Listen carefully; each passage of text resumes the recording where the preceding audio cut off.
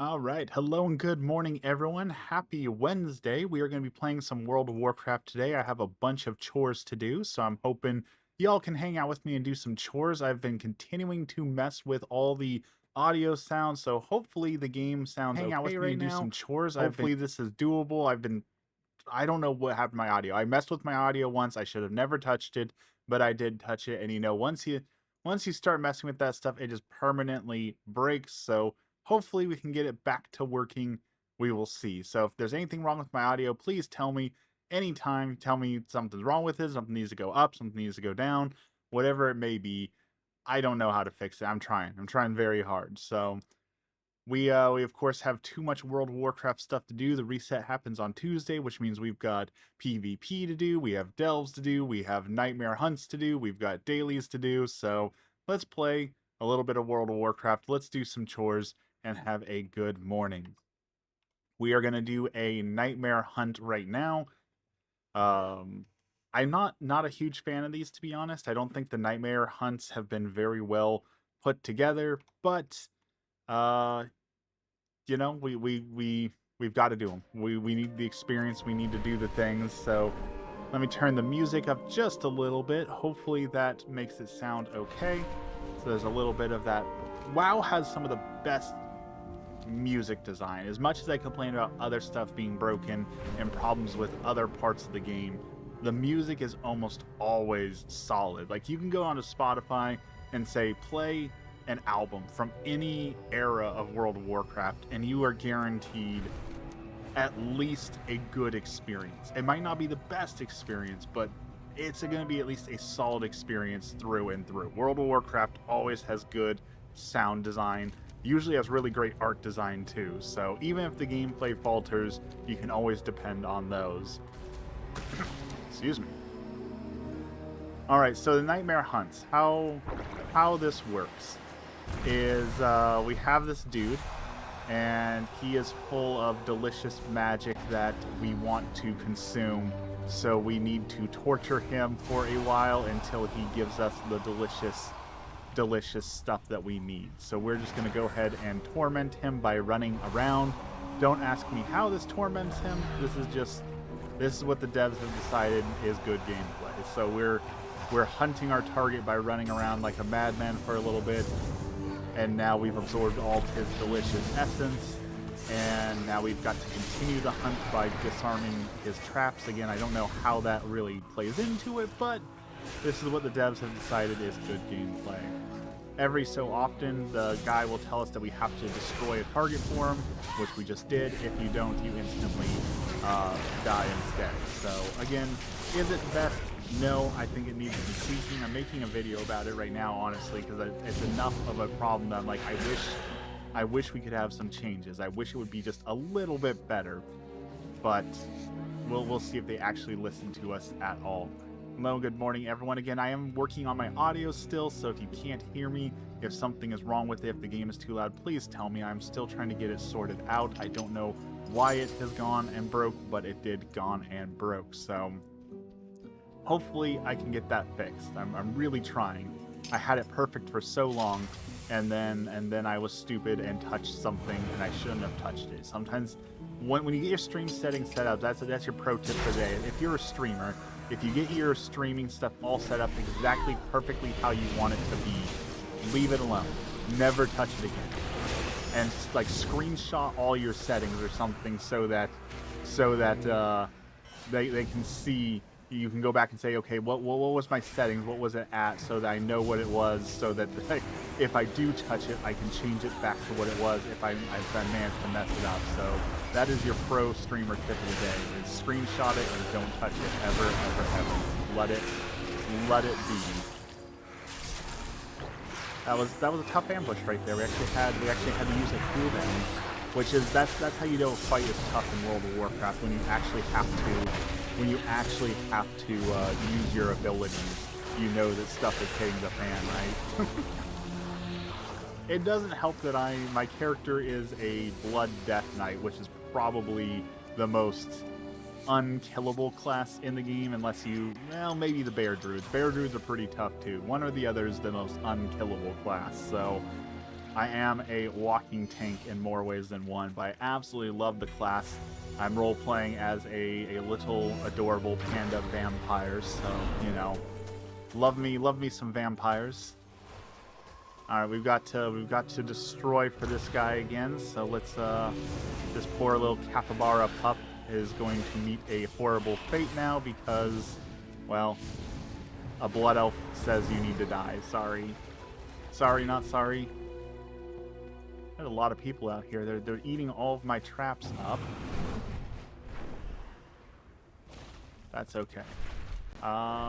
Let's just go do some other world quests, I guess, to make this done. Hello, everyone. Good morning. I see a few people lurking. Welcome in, lurkers. Feel free to bring up any topics you want to today. I know that the world is kind of a mess right now, so I know there's a lot of doubts and fears and other things out there, but no topic is off limits, so if you got something on your mind, feel free to share it. If you just want to lurk, that is also okay. I understand the urge to lurk while you are working. And WoW is perfect for that, right? You just got chill background, you get some good music, hopefully not too many sounds of battle, and you can just chill and do your work. We're halfway through the week, which I am very excited for. I am all ready for the weekend. The last 2 days I've done so many meetings at work. So many meetings. I saw a shirt the other day. I actually really liked the shirt that said this meeting could have been a fight, fist fight, and I feel like that so much. I feel the whole like this meeting could have been email is very true, but also like sometimes, yeah, this meeting could have been avoided if someone would have just taken you out back and given you a small beatdown, just a minor one, just a little bit. They'll rough you up just a little bit, you know.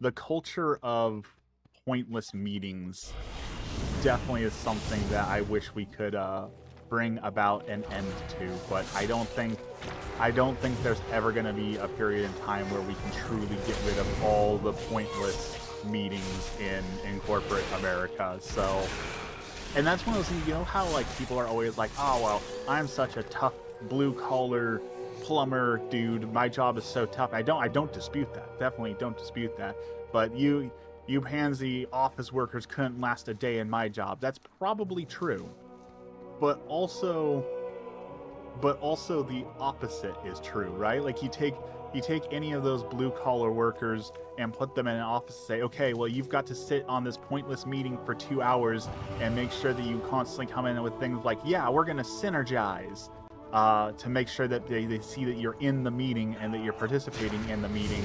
And you have to do that for 4 hours today, and you're not allowed to yell at anyone or lose your mind. I don't think they can handle that either. So like the grass is not always greener on the other side, right? Like certainly there are some hard parts to both sides of the job, and I think equally both parties would hate to be a part of either of the other one's jobs. So like I don't necessarily agree with the whole like you wouldn't last a day in my job, because the opposite is also kinda true.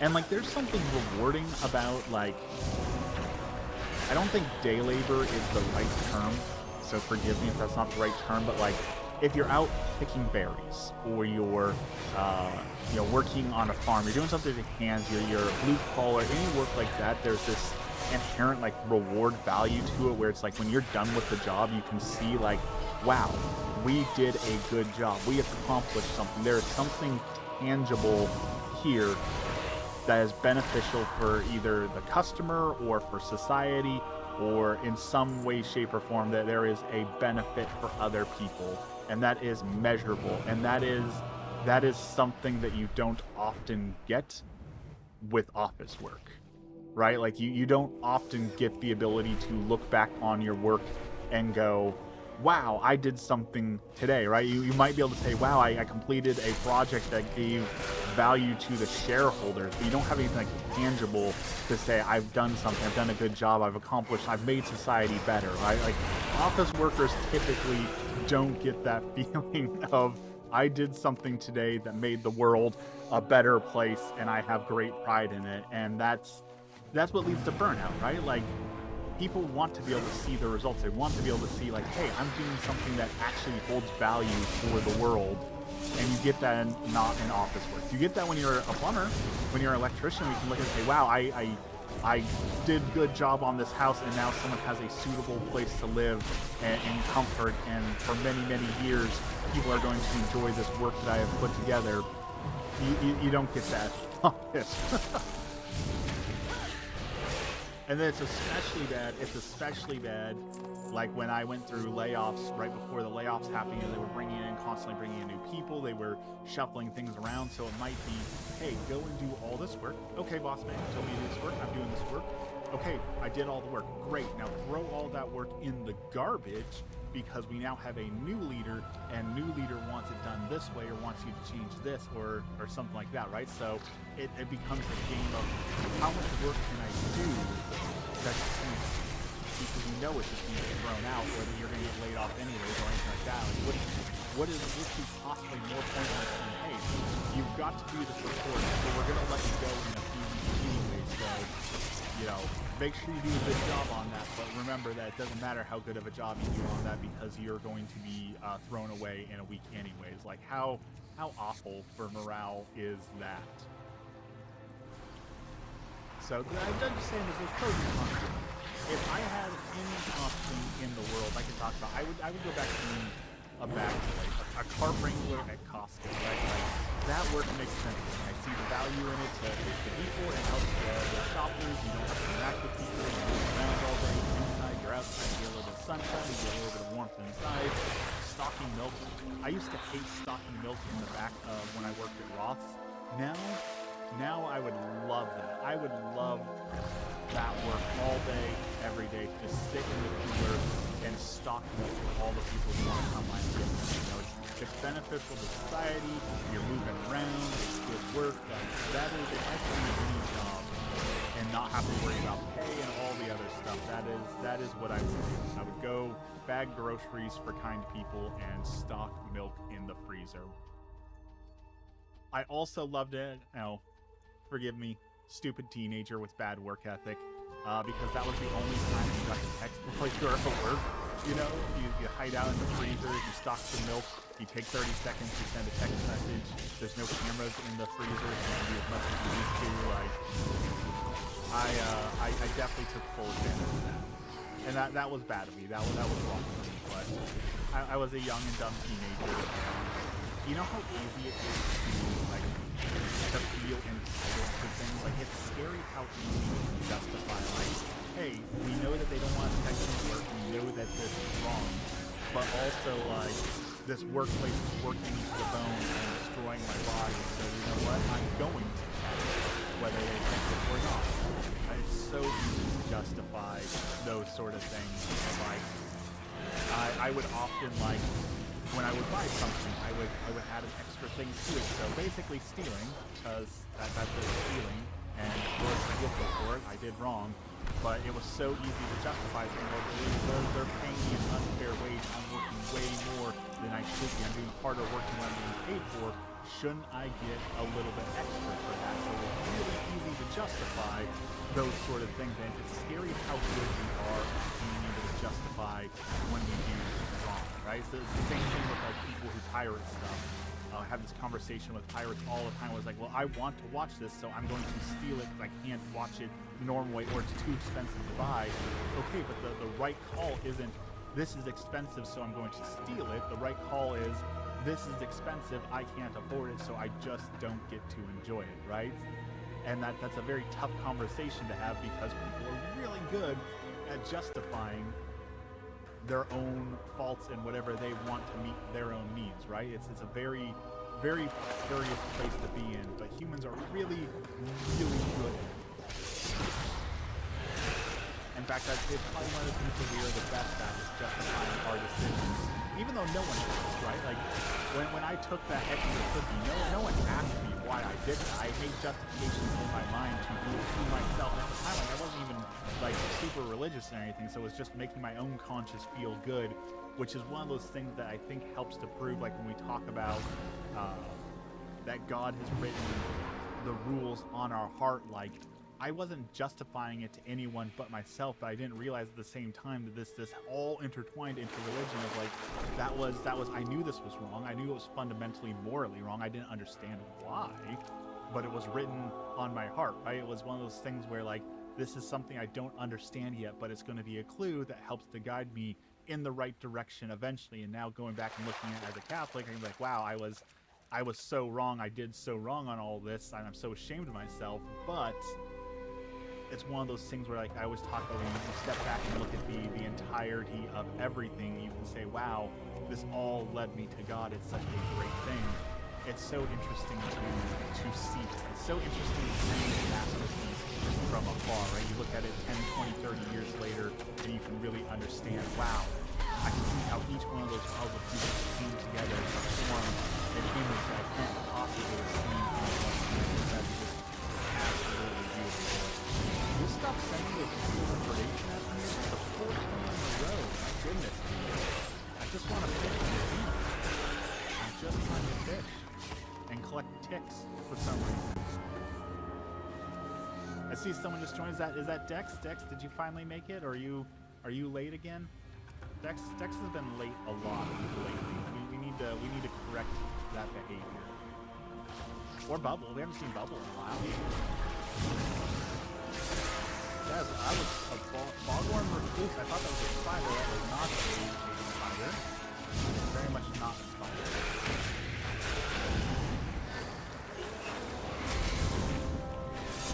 Another job I would absolutely love, but I don't think I'm ever going to do it, is, like professional photography, right? Like, I love photography. I don't think I would enjoy it as a day job. Like, I don't think I would enjoy actually being bound to the rules and constraints of other people. But, like, travel photographers, like, I would love if I could get in with, like, National Geographic. If I could give in to National Geographic to let me, like, do one safari, I would absolutely love to get to do, like, one safari for National Geographic. To go hunt down special birds or anything like that. Peace Ribbon, the game audio, my stuff is still broken. I'm trying so hard to fix these things, and it is just not fixing properly. Let's see. Okay. How is that? My audio got all messed up. So I just halved it. So that should be a little bit better.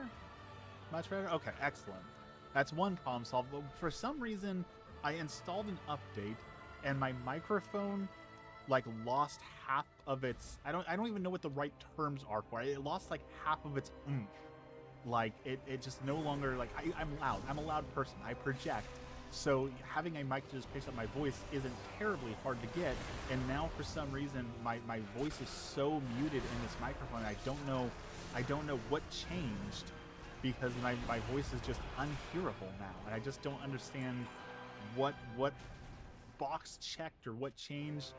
The sensitivity I have it's at plus 30 decibels already, which is already massively way too loud usually for me, because again I'm such a loud person. But yeah, I don't know what broke, but we're trying this. We're trying this one out, seeing if this works. I might just have to switch microphones or delete the program and start over again, maybe something like that. What's my bad opinion today? I don't think I have any bad opinions on deck today. I think I've run low on terribly bad opinions to have. Trying to think of anything that I've thought in the last few days, but yeah, I haven't. Look at that. We've finally run out of bad opinions to share. Ironic, maybe iconic. Maybe we're entering a new era. Maybe it's a new era of waffles. Maybe we're moving past the bad opinion phase, and maybe we're moving into a whole new era of waffles.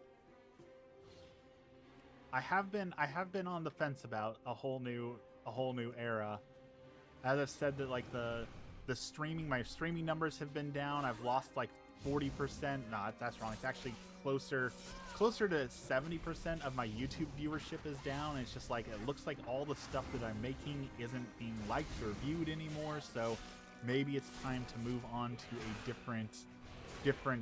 I don't want to use the word niche, but it seems like the stuff that I'm making has no more interest. So maybe it's time to move on to something else, because like I released the last 4 YouTube videos I've put out have less than 100 views combined, right? So that's just hours upon hours upon hours of work that I've put into making videos that just aren't being watched, aren't being seen. And it's been like 3 years of YouTube, right? And I'm still at 7K, which I know people always say, well, 7K is not nothing. You're right, it's not nothing, but it's also like not good by any measure of standard. So maybe it's just time to just move on to something else, or accept that that I'm just not cut out to be a streamer, you know? And maybe it's just depression talking. You get into those funks where it's just like nothing matters. Maybe it's just a little bit of depression. But I've just been feeling that a lot lately. That I'm just okay. I'm just mediocre at it, and that maybe this is as far as I will go. Polyblank, no way that we're playing WoW. The new WoW expansion just came out, so we have to do our daily chores. You know, that is modern World of Warcraft in a nutshell. Is you've got daily quests to do, you've got weekly quests to do. So I logged on this morning to get my chores done, because I got a lot of chores to do this morning. Excuse me. And honestly, WoW has been in a pretty good state lately. The last few expansions have been good. Like, they're not mind-boggling the best game ever, but they've been solid. And sometimes you just want a good, solid game to play. Excuse me. I loved WoW when I was younger. I always played on my dad's account, fishing and mining. They've actually done a lot to improve the fishing and the mining in the game. So if you like the fishing and the mining, you've definitely got a lot of that available. Have you considered becoming a far-right influencer? It's all the rage. I don't think I could do it. I really don't think I could do it. Like, seeing some of those influencers, I don't want to take lightly, like, that makes me want to vomit, but it kind of makes me want to vomit. Like, some of the things that people are saying and doing is horribly gross. Is WoW worth trying if you've never played it before? I would say so. I think it's hard to get into World of Warcraft just because of, like, if you've never played World of Warcraft before, you've got more like 35 years of, like, lore to get into. So there's a ton of lore and things that you might not feel connected to, but also for what, $40 for the base game and a $15 subscription. So for $60, you've got probably, if you try and do everything in the game, I would say at least 1,000 hours of content. Like, content-wise, you're gonna have so much to do. So, like, I would personally recommend it because there's just so much to do, and there's a little bit of something for absolutely everything. You've got housing you can play with, you've got fishing, you've got crafting, you've got PvP, you've got PvE, you've got raiding, you've got dungeons, you've got delves, you've got the prey system, you've got exploration, you've got archaeology. Like, there is so much to the game that in no world do you pick up World of Warcraft and find nothing to do. You will find something that you enjoy in the game, and that's what's great about it, is that you'll find something enjoyable no matter what you like in the game. Teddy, good morning. Thank you for the prayer. We always need some good morning prayers. I am working through my prayers for Lent. I decided I was going to read the entire Bible through Bible in a year, and it looks like as we close in on Holy Week, it looks like I am not going to meet that goal. It was an ambitious goal. Doing the entire Bible in a year in 40 days was always going to be a hard goal.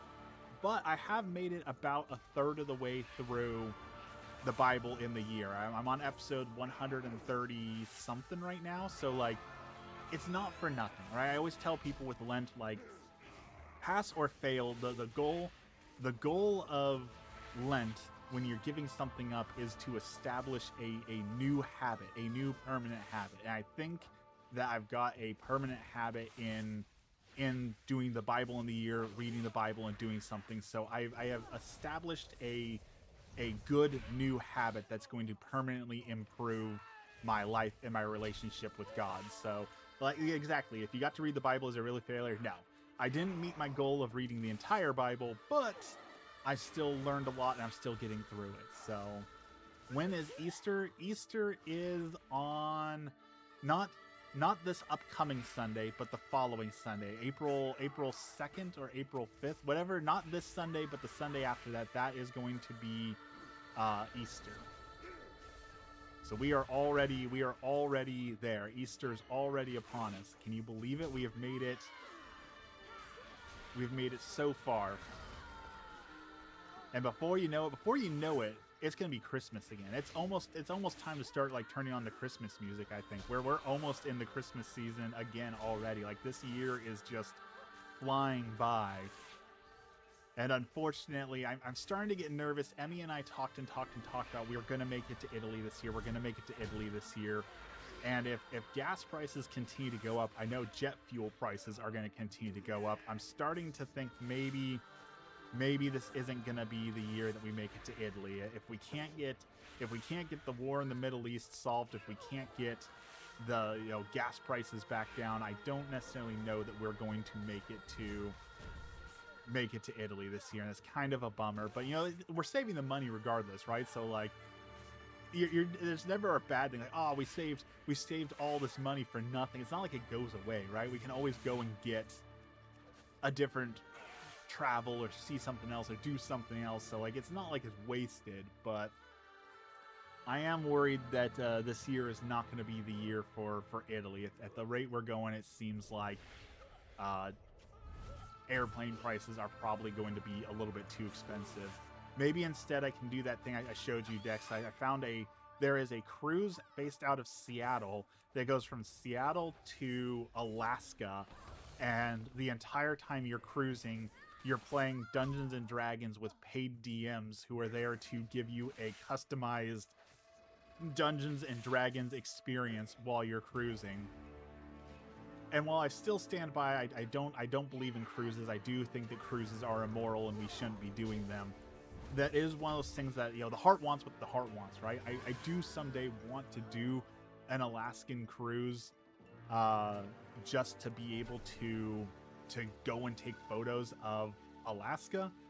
It's on my to-do list, but I think I'm never going to get to do that. Like, I would fly to Alaska and do like a trek through the backcountry or like a different experience, but cruises just feel like such an absolute indulgence, like such a waste of resources and polluting the earth and all that for decadence. So, not to mention, like, gotta go to church on Sunday, right? So the only way a Catholic can even think about doing a Catholic cruise, or to do a cruise, is do a Catholic cruise where they have like a priest on board who can do mass on Sundays as it is. So you're already limited on what kind of cruise you can even do. Sounds almost like the Galactic Star Cruiser non-stop roleplay. That's basically how they're pitching it. It's non-stop roleplay. It is a chance to play characters and meet new people, and then of course all the cruise things. You're drinking a bunch at the same time. You're eating a bunch at the same time. So I really like this quest. If you're not paying attention, so these are the raiders. So what we're doing right now in this quest is we are fighting the echoes of the raiders who did this raid back in Vanilla WoW. So it's really interesting to see, like, they're referencing people who did this raid 20 years ago when it was, new. And we're getting to see the raid from the other side now, 23 years later. it's just really interesting to see how they took that into account. So all these ghosts represent people who were a part of the raid at some point through the past 20 years. And I think that's a really cool thing that they kind of included.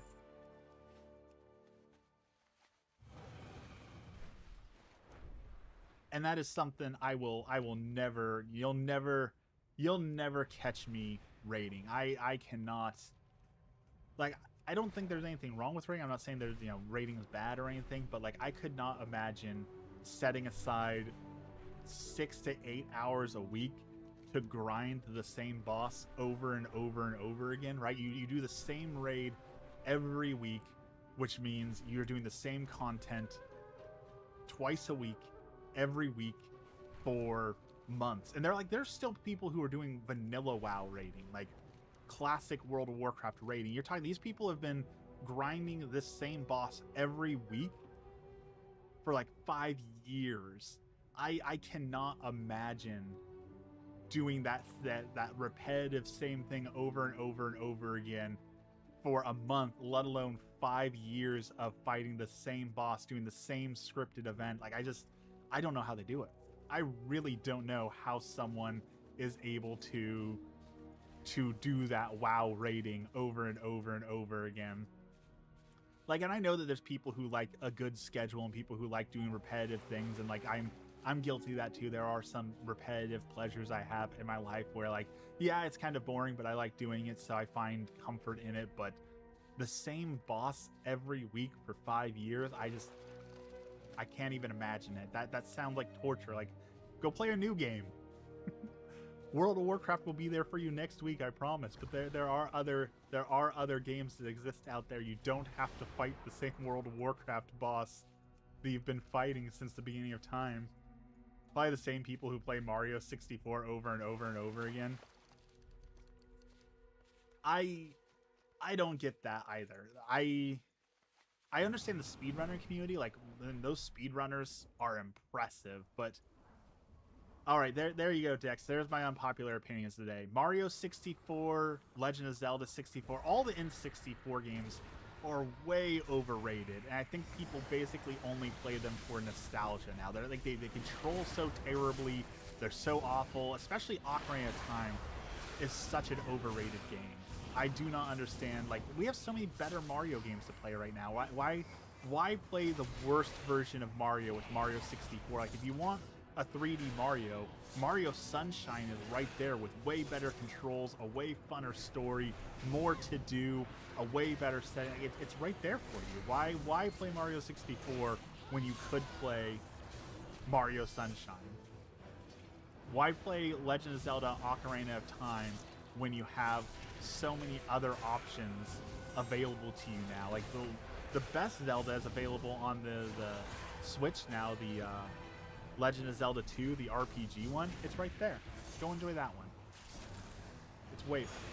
Anything on the 64, the controls are just unplayably bad. The N64, while iconic, I think we can say was kind of a mistake. Kind of a mistake.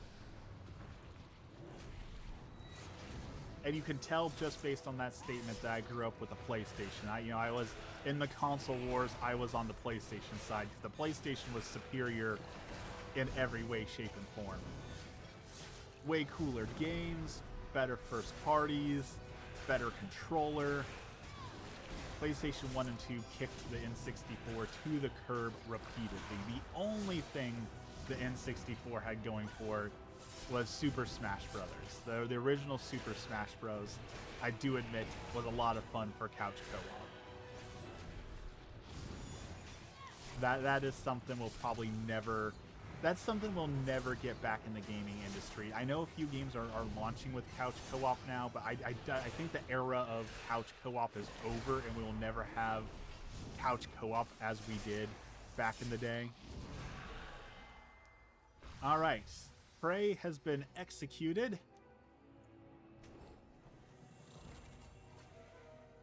And we got Bark of the Guardian Tree. That is worthless. And now we've got to go do a delve.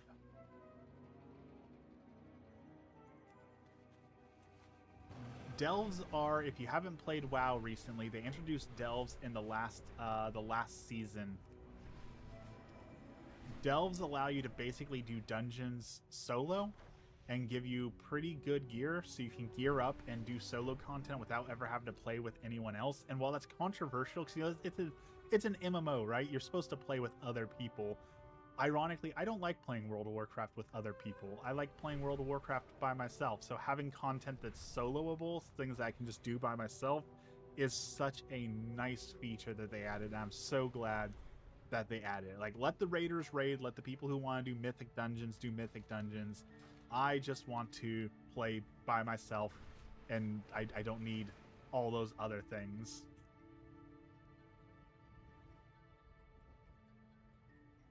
Why do we need it? Because we can play with anybody, anywhere.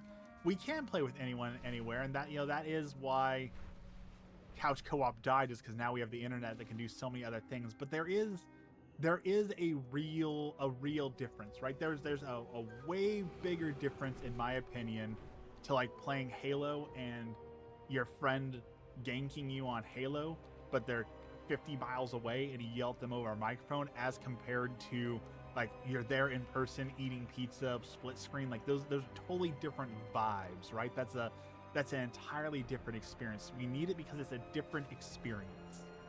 Also, I think if we went back to like couch gaming, if there was a little bit more like people actually sitting next to you, people wouldn't mouth off so much. Like, sportsmanship in gaming has become so abysmal, and this is probably one of those, again, I'm boomer take that old man yelling at the clouds. I hate how poor sportsmanship has become. Like, playing MOBAs and you get beat in a battle and people are just screaming at the microphone and they're spamming taunts in game and flaming you left and right. Like, where has all the good sportsmanship come or gone in gaming, where it's like, hey, you bested me, GG, good game, that was a fair fight? Why is it acceptable that sportsmanship has turned into, you beat someone, so you call them a racial slur, and then you spam them for the next hour about how much they suck and how much of a loser they are and how much better you are and all? I don't get it. I don't understand why it's digressed into this. And maybe if we had couch co-op and people were within slapping distance again, there were consequences for actions, that maybe sportsmanship in gaming would return to the good old days of a little bit better. I don't understand. I don't understand why that's fun for people to act in that manner, in such a vulgar and gross way. And it's the same way, like, I know that people are going to hate this, but I think same thing for football. You see all the people doing like the flips into the touchdown zone and the showboating and all that. Find those players, bench them. Say, if you can't act like a responsible adult, if you can't play this game without gloating and being an absolute jerk, then you don't get to play. You might be the best football player in the world, but your sportsmanship sucks, and you're teaching all the other people, especially kids who are watching you, that that's how you play the game. No. Find those players and bench those players. You should score a touchdown, and the only acceptable things to do would be to either, pray, thank God for that, or to shake the hands of other people, say, hey, good job. You were trying. You tried to stop me, you failed to stop me, but good try. Those are the acceptable things you can do after doing a touchdown. Sounds boring? Well, then that's the thing. If the only thing that makes football not boring is violence and watching people be jerks to each other, then maybe we don't need football. Maybe football's not good. If the only reason people are enjoying it is because people are poor sports to each other and they're being obnoxious, then football's not good. What's that, Spider-Man? If you're nothing without the suit, then maybe you don't deserve the suit. If football's nothing without gloating, showmanship, and being a jerk, then maybe we don't need football. I was struggling in a match, a guy on our team literally started throwing just to spite me instead of trying to help. Oh, I hate that. That is one of the things that just toast my waffles the most, is when someone's like, oh, you made a mistake? Well, then now I'm going to throw this entire game and waste everyone's time for 30 minutes because you made a mistake. And League of Legends When I was deep in League of Legends was the absolute worst for that, where you'd be 2 minutes into the game, and someone would make a bad mistake 2 minutes in the game, and everyone would be like, okay, well, you made a mistake, so I'm just going to throw the rest of the match. There's no point in playing. It's already over. And rather than trying, they would just waste everyone's time for the next 20 minutes until the match would inevitably end or be forfeited because, well, you made a mistake 20 minutes ago, so I'm going to punish everyone for the next 20 minutes. I hated that. There's a reason I don't play League of Legends anymore, and why I don't recommend anyone to play League of Legends. I cannot in good conscience recommend anyone touch League of Legends with a 10-foot pole. There's no reason to still play League of Legends. That game is so vile and toxic and filled with terrible people. There's just no reason. No reason to play or Dota 2. Dota 2 is somehow even worse. CS:GO. I don't think I can in good conscience recommend anyone play that game. Speaking of poor sportsmanship, so this is actually perfect timing. This was actually coming up. This right here. People were talking about this on the forum, is Blizzard added this where if you die in these delves, your tombstone is visible to other people. So I can click on this and see, here lies Kriz of Storm Rage, slain by a Blade Master Darza in a tier 11 delve, and then here's the time. And some people are upset by this, like, why did you add that, Blizzard? Like, the only reason for you to add that is for me to now be able to message that person, like, hey, I saw your tombstone, you suck, you died in this content, like, how bad are you? Like, why did they add this ability to now taunt and whisper this other person and say, hey, I saw your grave, you're terrible at this game? Like, what gameplay does that serve? Like, what good does that do for me to be able to see someone else failed in here? I don't understand why they added that. It seems like the only reason they added that is so that people can be toxic to each other. And maybe I'm not seeing something there, but I don't see any other reason for that to exist outside of people are using it to be jerks to each other. Granted, in defense of it, it doesn't matter what you do. People will find a way to be a jerk to each other regardless. Like, even games like Hearthstone. Hearthstone is Blizzard's version of Magic the Gathering. You're not allowed to type to each other. They added so all you can do is do basic emotes like hello or good game, things like that. And even though you can't type to each other, people have still found a way to be toxic to each other, where they spam emotes at each other when they make plays or things like that because they can't scream racial slurs at you, but they can still be a poor sport. So no matter how hard you try, you definitely will find some way to be a poor sport to each other. It seems like very much just what people are bound and determined to do. It's the same thing with, like, when you talk about making game content, there will always be players who will find a way to optimize the fun out of any game. Like, you can design encounters any way, shape, or form, but inevitably people are going to find some way to min-max that into the most unfun chore they could possibly do, which is the problem that World of Warcraft honestly faces the most. They'll add a quest line that, you know, is meant to be played over the course of a few hours, a few days. You play the quest casually, and then someone will come in and say, well, I did the entire 40-hour quest line in one day, and it was boring. Well, yeah, because you did a month's worth of content in one day. Of course you're burned out from it. Of course it's awful. And there's nothing you can do about that, right? Like, you can't make players make good decisions. It's impossible. It is simply impossible.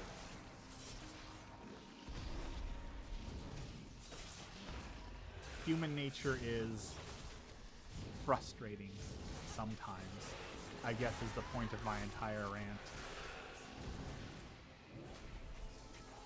And I can say all this from a perspective. I was that poor sportsmanship jerk when I was younger, and I wish I wasn't. I wish I wouldn't say so, but I was, and I regret that. And I at least hope that some of these people will grow and also regret that when they are older and realize, wow, I was pointlessly a jerk for no good reason on a game that really didn't even matter all that much,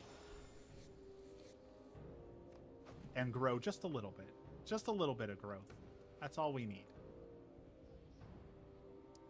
Alright, we've got to free one more set of hostages, which I thought was there.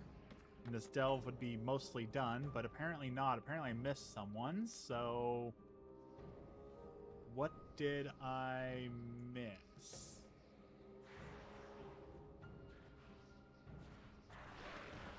We all have things from our past. Yeah, that is we talk about that a lot, right? That it's a good sign if you can look back at who you were or what you did and cringe. That is a good sign because that means you are growing. It's far worse to look back at your past like, wow, I was so perfect or I was so great. So that means you are not growing or you're sliding backwards, right? So we have this whole idea that like cringe culture is bad, but you know, cringe can be a good thing. Cringe can be a useful tool for measuring how much we're growing and changing.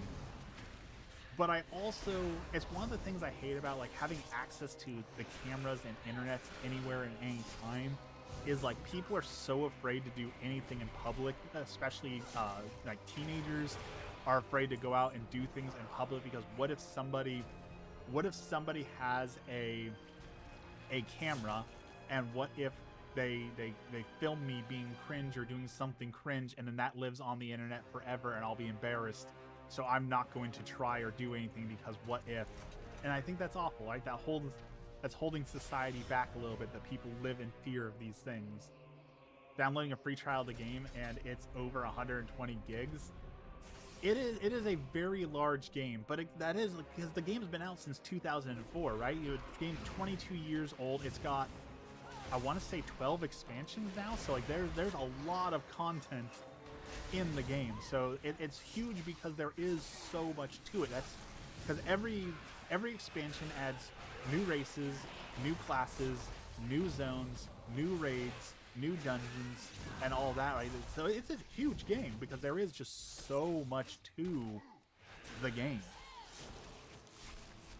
Like if we look at the world map, as soon as I beat this guy, we look at the world map, right? You've got all these zones. There's like 20 zones there, and then there's another 20 zones here. So that's like 40-ish there. Then you've got 5, 6 there. And then you've got another 6 there, so that's like 62. Then you've got like 3 there and 3 there. That's another 6. That's about 70. You've got 3 there, 6 here, like, and each one of those has a full thing of art, music, zones. There's so much to the game. The hardest decision you're going to have, though, there's so many races and classes to figure out what do you want to play first is going to be the hardest decision you're going to have to make, is what race and class do you want to be? Because there's a ton of cool races, there's a ton of cool classes. There's so much content, so much to enjoy. The housing is such a huge thing that so many people are getting into. Human cleric, next question. I know that, like, we've had this conversation before too. Everyone sees it as boring, like, oh, human paladin, you're such a boring character. But like, I love me a human paladin. Give me the boring human paladin any day of the week. I love me the boring human paladins. So are you gonna go paladin or priest? Because there are 2 holy based classes. If you go priest, you wear light armor and you have a shadow spec, discipline spec, which is about like shields and dealing damage, and then you've got the holy spec. If you go paladin, you've got retribution, which is your damage dealing big sword, but then you've also got holy, which is your tank and spank healer, and then you've got protection, which is your tank.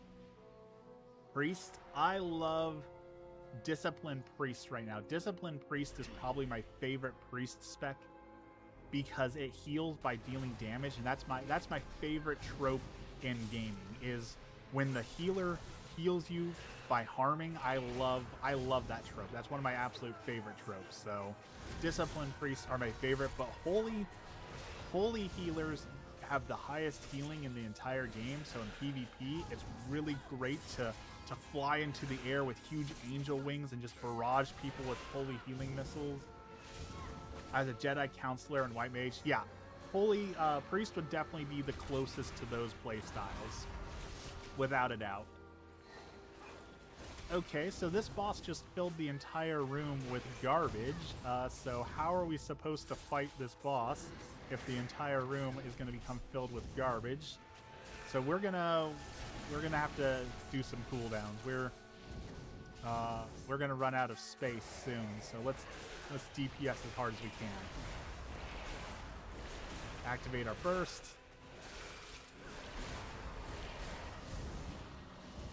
All right, move back. Oh, wow. Okay, so we've only got so much room in here, too. We can't back out of that room.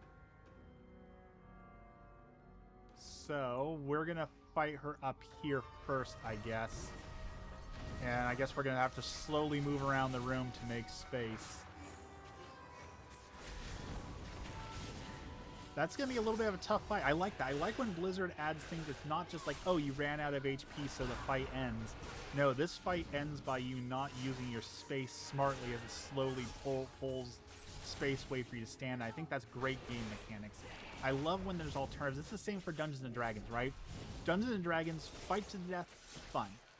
You should definitely have those, but not every fight needs to end in a fight to the death. Having other win conditions like Monster Hunter, where your goal is to like move a monster out of the area or to set up defenses or other things, like it breaks it up and makes it way more fun if sometimes there's other goals outside of beat each other to death, right? There needs to be more than just absolute fight to the death.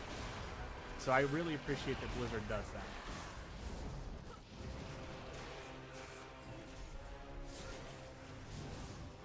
Okay, she's going to probably take this space away from me now. Yep.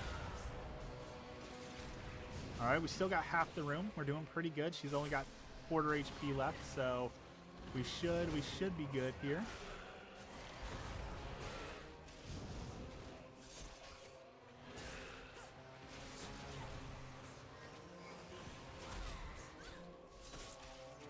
Whew.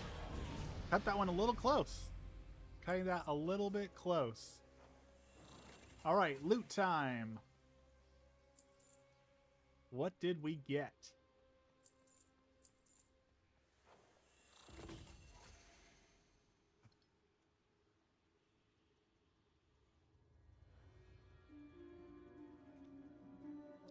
All right, we've got coins, petrified roots, gloves, a belt,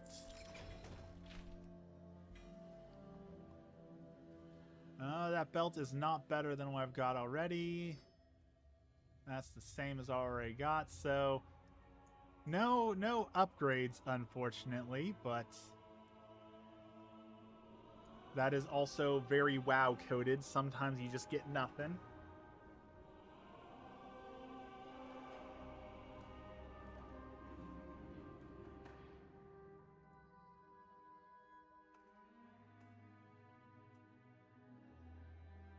Another really fun class, if you like healing, if you like characters that have like healing and stuff like that, monks. The Mistweaver monks are my absolute favorite class to play in the game, because they are just these unstoppable forces of nature that deal huge damage, and they heal huge amounts, and they're so mobile. And you get to be pandas. And pandas, in my opinion, pandas are the best race in World of Warcraft. By far the most adorable race. Let's make some money on the auction house now. Let's see here. That's 22 gold. 12 gold. 2 gold. Okay, maybe we're not going to make money off the auction house today. Holy cow. 300 gold. 8 gold. 105 gold. 3. 210, okay. 100, getting a little bit better. 1 gold. 1 gold. 68. 182. 767. 419. 62. 8. 34. 4,177. Okay. Okay. Now we're talking. That's some good amount of gold. All right. Got all that. Now, time to clean up the bags a little bit. We've been adventuring for a long time, so we should have some dawn crystals in here. Lots of gear. Lots of money. I'll show you my house.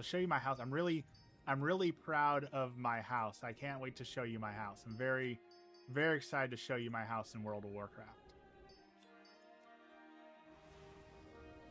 Give me 1 second. It's gotta clean up my inventory just a little bit here, and then I'll show you my house.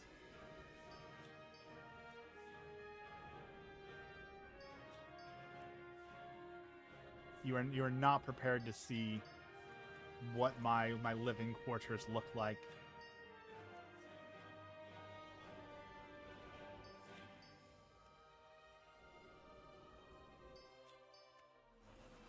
All right, that was a decent amount of money that we just turned all those things into. Let's go turn that into the auction house really quick. That was 14,900 gold that we just got out of that. Okay, check this out. We log out of that character. We need to go on to one of my horde characters.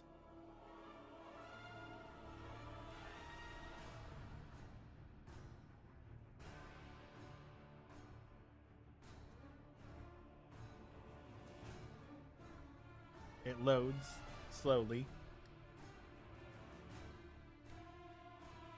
Again, it is an old game, so, you know, got some load times.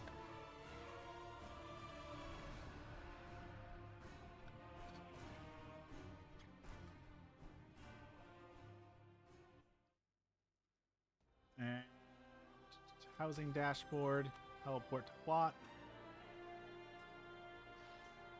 Are you all ready for the best thing you will see all day long? This will be the highlight of your day.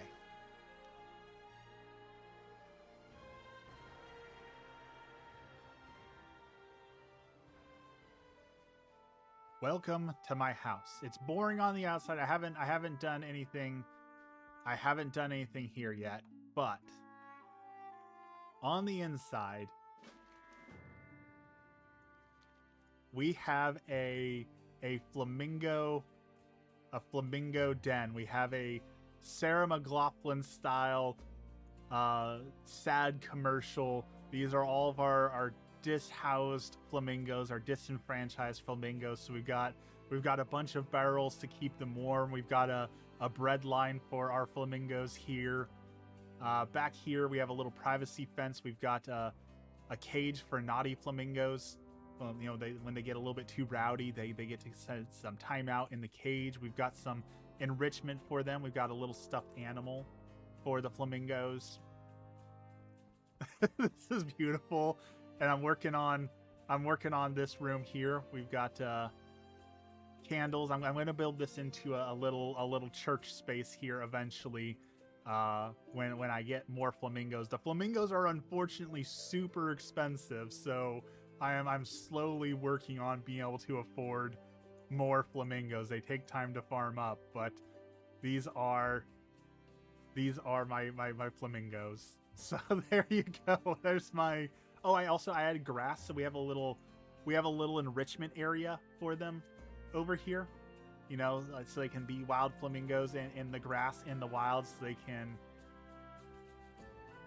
free roam. So that's my flamingo sanctuary that I am working on. I've been putting lots of hard work into. The flamingos in the park are free though. I wish we had more flamingos in our area. If you couldn't tell, I love flamingos, squirrels, and chinchillas. Those are my favorite animals of all time. I absolutely love all of them.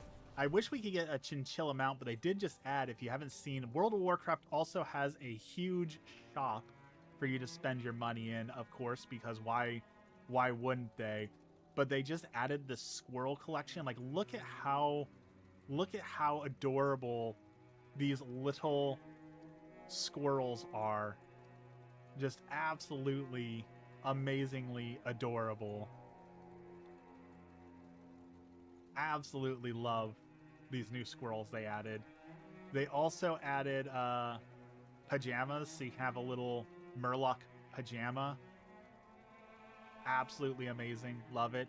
And then for something like this, I don't understand why they added this. Like, this is the ugliest transmog I've ever seen. I don't understand why they added that, and who's paying $25 for what might be the ugliest piece of gear I've ever seen. But that could also be, this is pretty hideous. It is a kobold costume. You dress up like a kobold, and basically it's a fursuit. They added fursuits to World of Warcraft. I do not know why people would buy that one. I'm grateful to hear bird song again after a long winter. I love bird songs as well. I love going out and hearing the birds singing. They have a bard. You got like a bard outfit here. A little baby Murloc, adorable. A huge pack of pets, toys. So there's, then of course, since they added housing, you can now purchase housing items as well, which I'm not, huge and keen on, but this is kind of adorable. This is their Habitat for Humanity pack. If you buy this, they donate money to Habitat for Humanity. You get Rufus as a little construction dog who builds his own little dog bed. He's got a little dog bowl. It's adorable. So, of course, like every other business, WoW is out here trying to milk everyone for every last penny that they might possibly have, because that is what businesses exist to do, right? Businesses exist to milk every last dime out of you that they possibly can.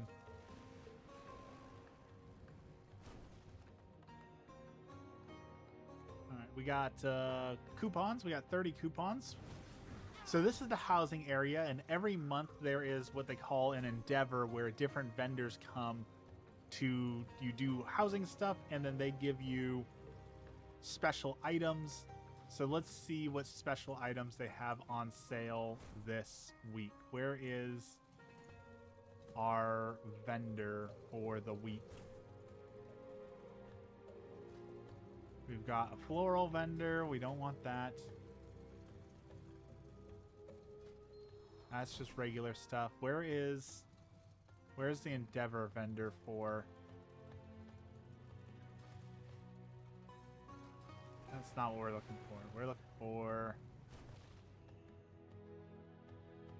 Is it you? No.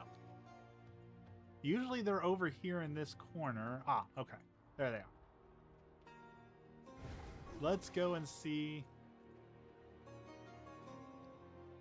We have 97 coupons. We have, looks like it is all Blood Elf stuff. We've got a Blood Elf tent, a wine rack, writing pens. We need some of those. Those look cool. Fine wine. Ooh, a hookah. That could be useful for decor. Let's grab a hookah, a couple of hookahs. And we don't own any of these, so let's own these just to upgrade our house. Alright. Back when I used to smoke, I loved... We used to have hookah houses in the area, because just flavorful tobacco, basically. It was vaping before vaping was cool, except for, full of charcoal, so not exactly great for your body. But those were like some of the most sketch places on Earth. The hookah lounges, the hookah dens, just the most seedy establishment you've ever seen in your life.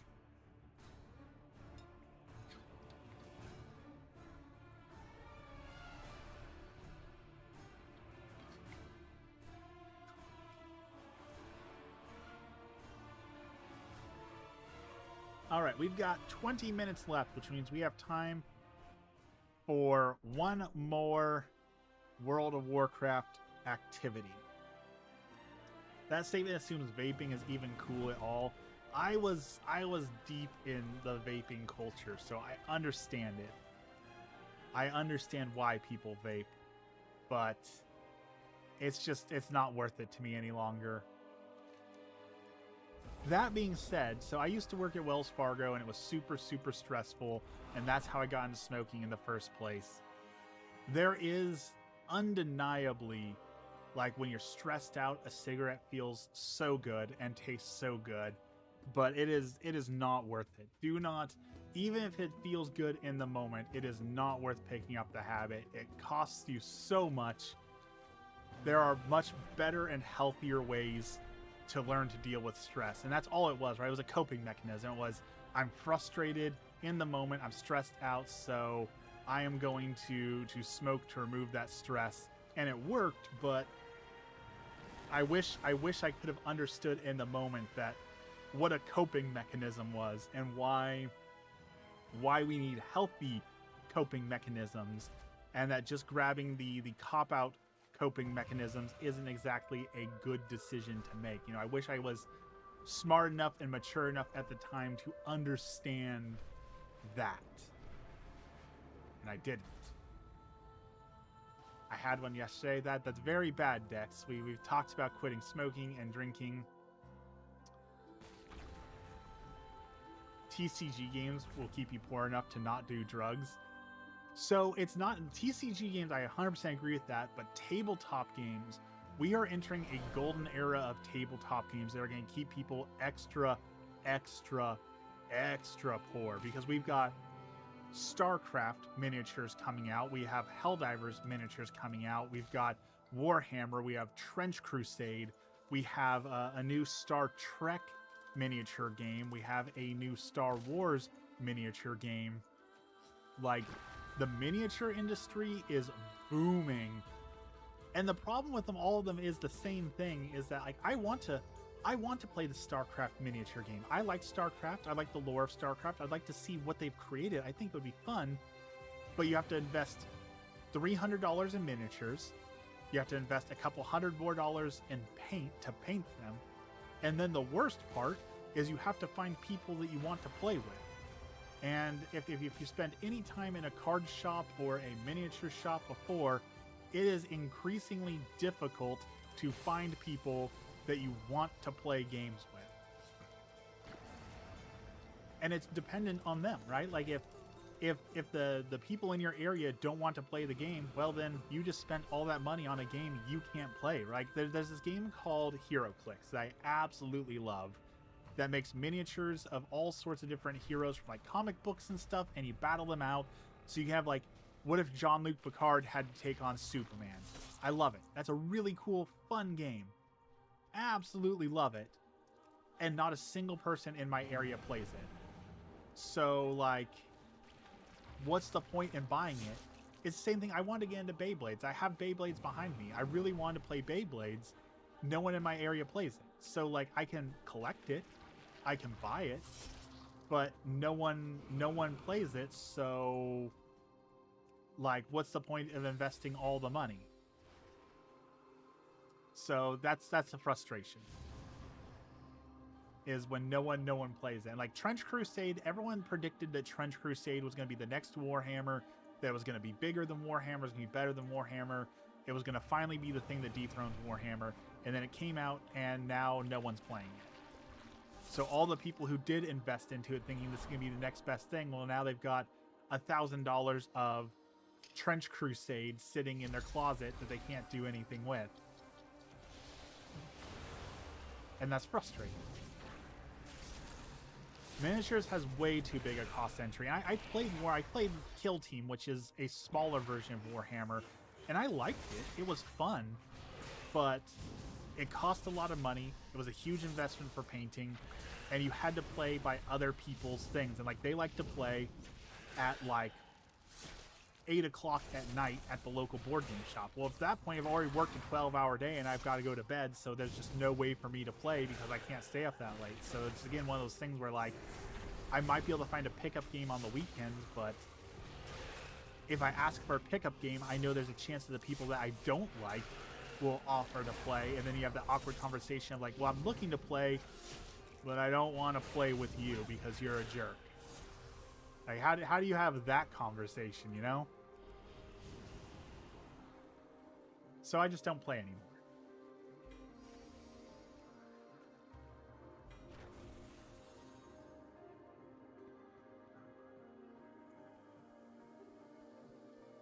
I do miss HeroClix though. HeroClix was a lot of fun when it was popular. I really enjoyed playing HeroClix with all the people.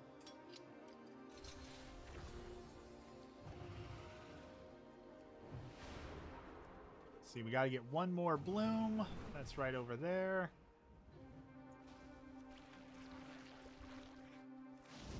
I get randomly interrupted by a potato.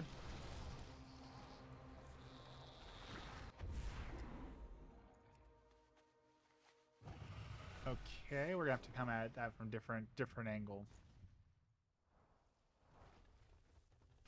The other one I don't get with card games is there's a huge conversation going on with like Magic the Gathering, especially with proxy cards, and like, is it okay to play with proxies? And do whatever you want, right? Play the game however you want with your friends. That's the intended. But like, I don't understand why some people are like, well, yeah, my deck is all proxies. Like I've theoretically crafted an unbeatable deck, but it costs $25,000 in real life.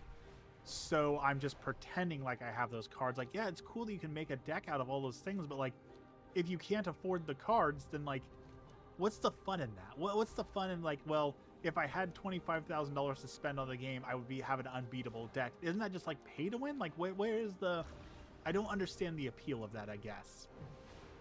I much prefer the Pauper format of MTG, where you try and create decks that are as cheap as possible, but effective while being cheap, saying, look at how good my deck is, not based on how much money I spent, but on how much like I actually like thrifted and saved money and played smartly around how much it takes to make a good deck. Like, that's much more impressive to me, is putting together a good deck for $25 as opposed to putting together a $1 million deck, you know?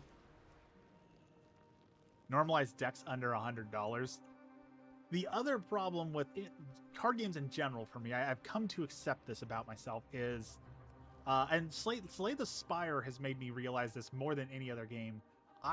At a fundamental core level, I don't understand deck building. Like, apparently, I don't know if stupid is the right word, but apparently I'm stupid, because like, apparently I just cannot figure out how to build a deck. Like, I just don't have the ability to synergize cards. Like, it's just something about it doesn't click for me. Like, looking at all the different cards and all the different abilities and all they different do, like, I just don't have the ability to understand how to put together 70 cards that all flow together for the right amount of mana and the right amount of synergy and the right amount of attack, the right amount of defense, right? I don't understand it. Apparently on a fundamental level, I don't understand it. I cheat deck building by always playing tribal. Is that like a goblin deck? Is that where you just put together like 1,000 goblins and you just smash the enemy through overwhelming numbers? It is an effective tactic. That is fully an effective tactic. I won't diss on overwhelming force. Maximum flavor and easy to build. Sign me up.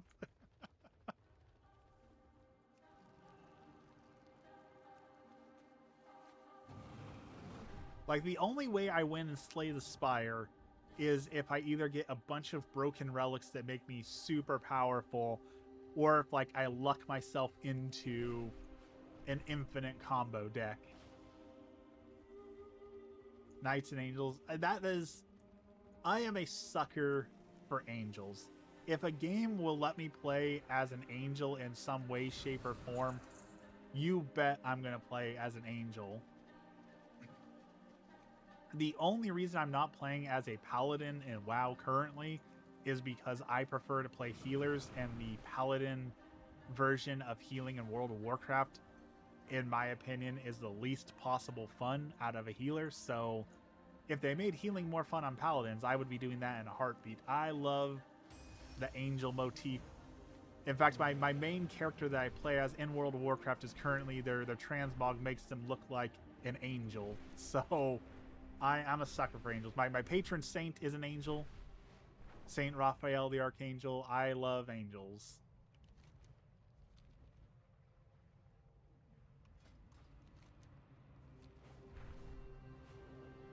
My little altar space corner in the back with all of my statues is like 90% angels. I love the motif. When I play Dungeons and Dragons, if I can, I will play as a Azamar, which is the angelic race, the good race that is an angel. Like, that is one of my favorite things. What am I doing here? Verdant Stalker Sludge. Okay. Let's just pull the entire zone to me, you know. Just blood death knight things here. Just grabbing the entire zone. Just blood decay things.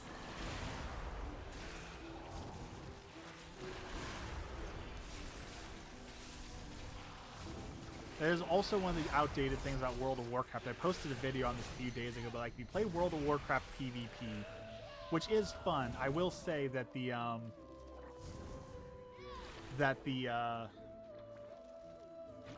graphics are a little out of date, and so you'll have instances where there'll be so much going on the screen that you can't even tell like what is happening.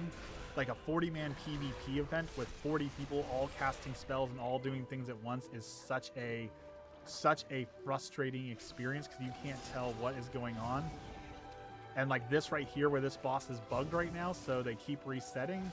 That's definitely a frustration. Saint Raphael's a D-area intercessor of mine as well. I definitely believe in the intercession of Saint Raphael the Archangel. He has interceded on my behalf a great many a times. I have come to have a great respect for that intercession.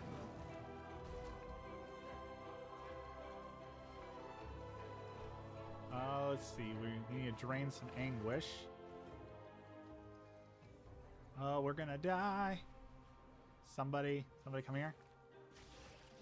I don't think we're gonna be able to get this guy down in time. We got 5 seconds. We gotta destroy this guy in 5 seconds. Nope. Okay. We're gonna have to heal through the pain then.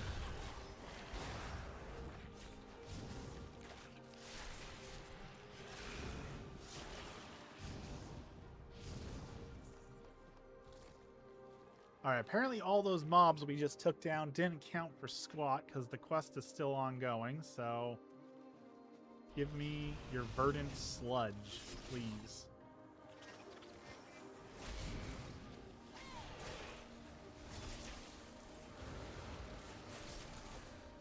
There we go. 2 stacks of verdant sludge.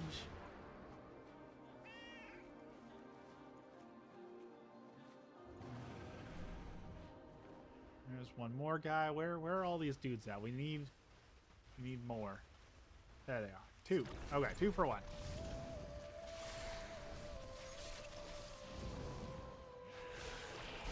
I got my photos for the photo contest picked out early today.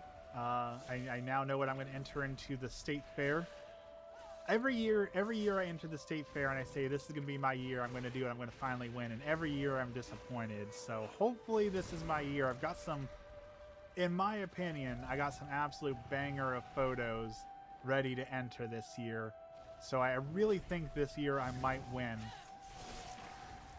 And I really want a different camera to make I want to make a certain video for bird photography, and I need a different camera to make the video that I want to, but I can't justify spending $1,000 on yet another camera, so I'm trying to find someone who either owns it or can rent me a camera in my area, but I don't want to spend $1,000 on a camera to make one video that'll get 5 views, you know? That doesn't seem like a prudent use of my money. But I'm really into bird photography, so I'm really hoping my bird photos win this year, just to validate myself as a bird photographer. I would really like a winning bird photo.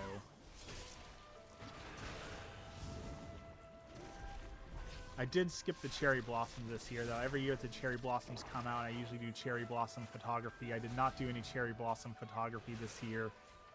So I'm a little bummed about that. I should have gone out and done it, but I didn't.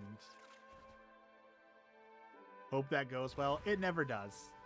I've come to accept it. You know, it's art. Art is subjective. I 100% understand that, but I've met the judges who judge the state fair, and it seems to all be, how do I put this nicely? The people who are judging my art are out of touch older people, and so they're not selecting photos like based on skill or talent or technical. They're basing it on like, oh, this is cool, I like this the most, which that's valid.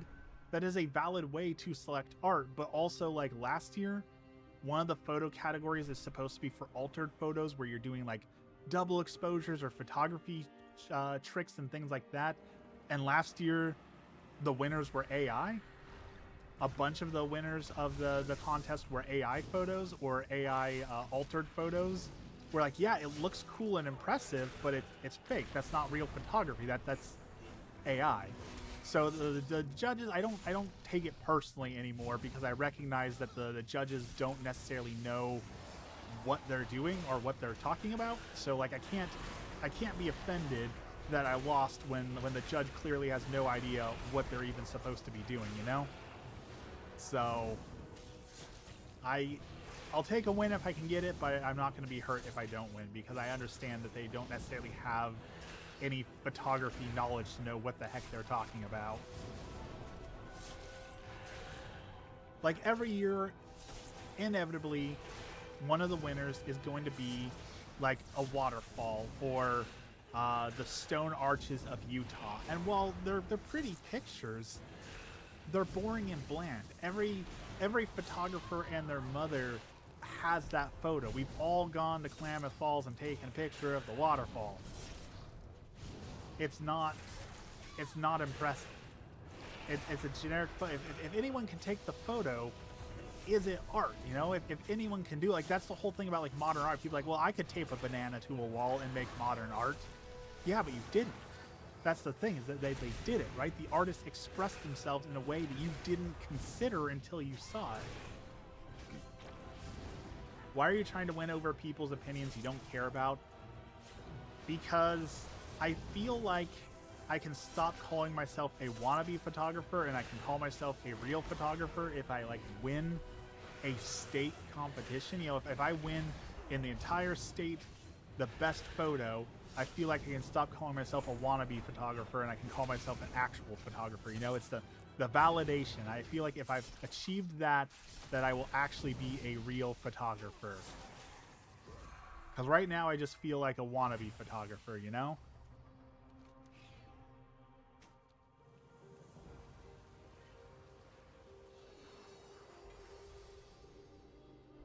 All right, what did we get for that? We got a key, we got Dawn Crest, we got nothing. Nothing. Okay.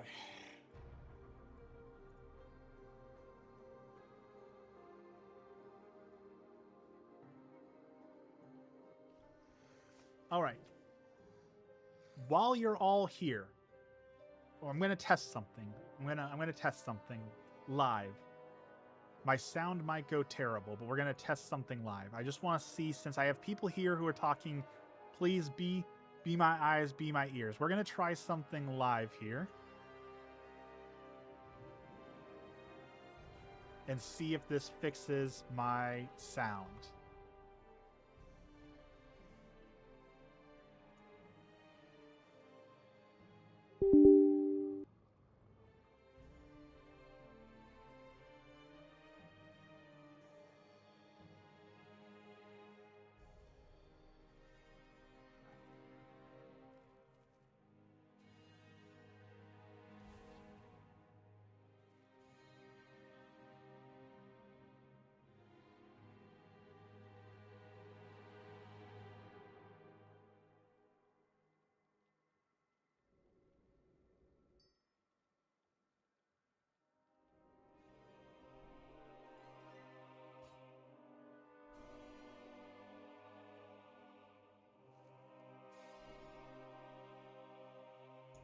Okay. I deleted all the new stuff that I downloaded, so where do I sound like now?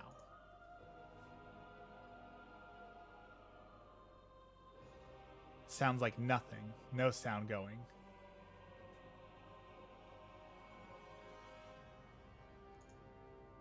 Okay. What about that? Did that... Sounds fine? Can you all hear me?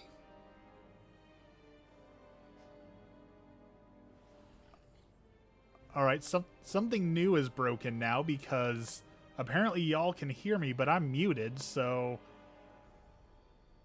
how is that possible that I'm muted? I'm still quiet though. Okay. Okay, I got an idea.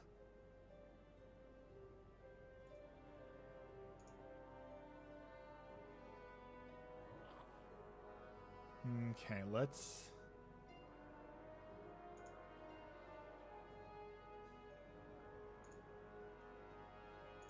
Okay. Let's try that. Is that any better? Or is that about the same? Like, is this... like, can you... Is anything changing? Or does it all sound exactly the same as it has been for, like, the last 10 minutes?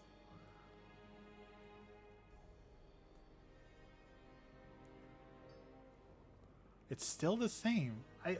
I deleted the drivers. I reverted the mic to fuzz, so it should change everything because I deleted all the sounds and all the drivers. I don't understand how it could possibly not sound different.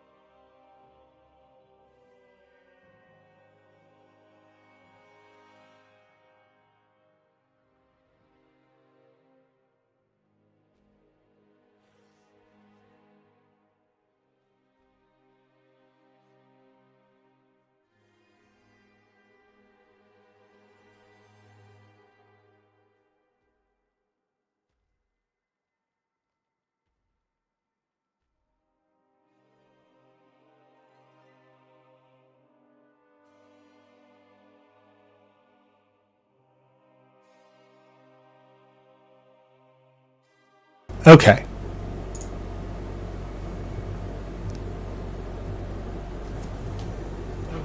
Now it should be way too loud. Is that accurate?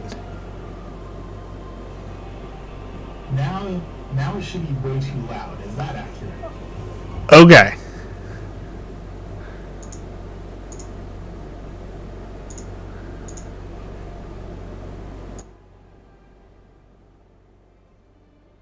I think we have finally figured it out. I think I got it fixed. How is that one? That's too quiet. All right, let's do 75%.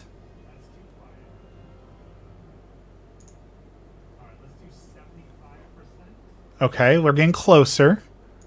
Let's do 85%. Okay, we're getting closer. Let's do 85%. No? How about 90%? No? How about 90%? No, that's getting too loud. So it seems like 85% is probably about here. And I knew you were going to come back too loud. I preemptively turned it down. Okay.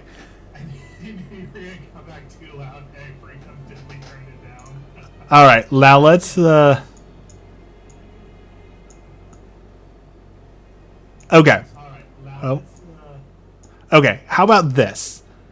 This should be about where it was before...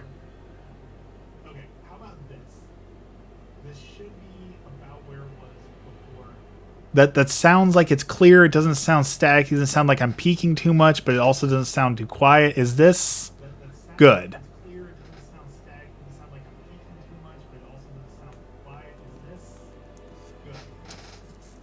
All right. Thank you. Thank you for bearing with me through that.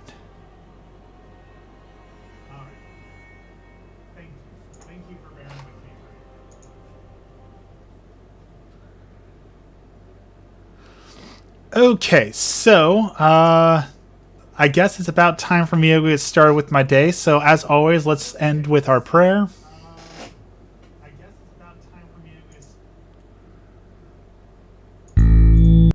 Hopefully, you should still be able to hear me on the prayer screen as well. That didn't change. Can you hear me over here?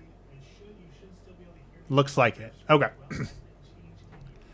Let's end with our prayer as always. In the name of the Father, the Son, and the Holy Spirit, our Father, who art in heaven, hallowed be thy name. Thy kingdom come, thy will be done, on earth as it is in heaven.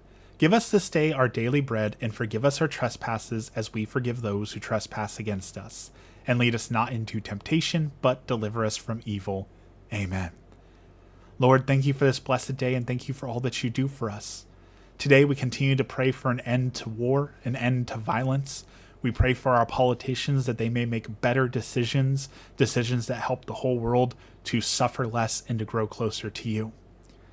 We pray for all the victims of violence. We pray for all the people who don't have enough food, water, shelter, whatever it is that they are lacking. Lord, help them. We pray for all the souls in purgatory, all the souls who've been forgotten, all the souls who have no one left to pray for them. Lord, help them. We pray for those struggling with illness, whether it be a physical illness or a mental illness, whether they're suffering quietly alone or in a hospital or surrounded by loved ones, wherever they're at. Lord, be with them. And finally, as a special intention, we pray for a child who is currently undergoing surgery, who has been in a hospital, in and out, who is battling for his life. He is so young to be suffering this much. Lord, help him and help his family. All this we pray in the name of the Father, the Son, and the Holy Spirit. Amen.